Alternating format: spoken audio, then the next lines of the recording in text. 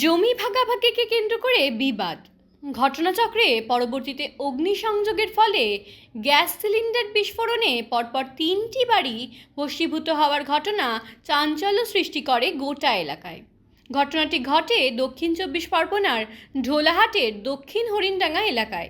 সব মিলিয়ে 3টি বাড়ি, রান্নাঘর সহ গোয়ালঘর আগুনে পুড়ে ছাই হয়ে যায়। তাছাড়াও আগুনে পুড়ে গিয়েছে নগদ টাকা, 2টি বাইক, সাইকেল, বাড়ির আসবাবপত্র, খাদ্য সামগ্রী সহ গুরুত্বপূর্ণ নথি। আগুন লাগার পর 3 ঘন্টা পার হয়ে গেলেও দূরত্বের কারণে ঘটনাস্থলে দমকল ঢুকতে পারেনি বলে জানা গিয়েছে। স্থানীয় সূত্রে খবর পেয়ে ঘটনাস্থলে পৌঁছায় ঢোলাহাট থানার পুলিশ আধিকারিক দেবাশিস রায় ও তার বিশাল পুলিশ বাহিনী। ঘটনাস্থলে বর্তমানে উত্তেজনার পরিস্থিতি বিদ্যমান থাকায় মোতায়েন করা হয়েছে বিশাল পুলিশ বাহিনী। আগুনটা ওদের ঘরে আগুন লেগেছে। কাদের ঘরে? ওই পাশের ঘরে। নাম কি ওদের? আইনুদ্দিন কুত্তাই। হ্যাঁ, ওদের ঘর পাশের ঘরে আগুন লেগেছে। সেই ঘরটা এসে আগুনটা গ্যাসটা হচ্ছে বাস্ট হয়ে ভাসুদের ঘর পড়ে গেছে। ভাসুদের নাম কি?